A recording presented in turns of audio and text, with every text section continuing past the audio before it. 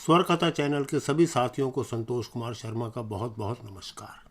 मित्रों, चाणक्य को एक राजनीतिज्ञ, कूटनीतिज्ञ के कारण तो जाना ही जाता है, परंतु इससे भी बड़ा एक कारण है उनकी राज्य के प्रति निष्ठा।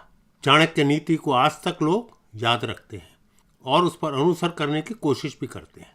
अर्थशास्त्र भी उन्होंने लिखा था।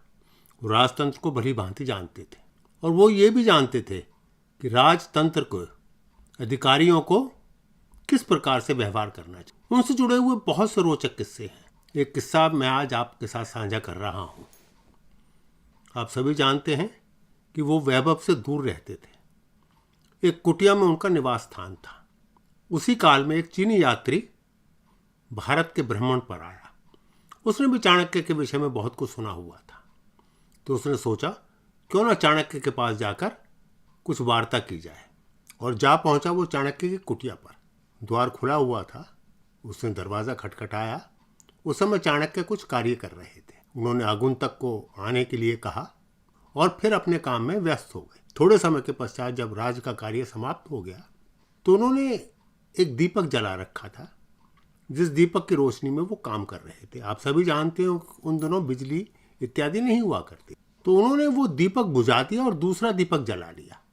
चीनी यात्री आश्चर्य से देखने लगा कि एक अच्छा खासा दीपक तो जल रहा था, इतने बड़े मगध राज के प्रधानमंत्री ने वो दिया क्यों बुझा दिया। उसे कुछ अजीब सा लगा और वो पूछ बैठा आचार्य चाणक्य से।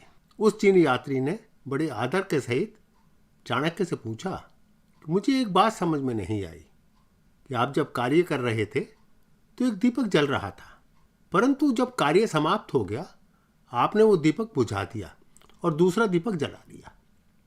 क्या कारण है ये? चाणक्य हंस दिए।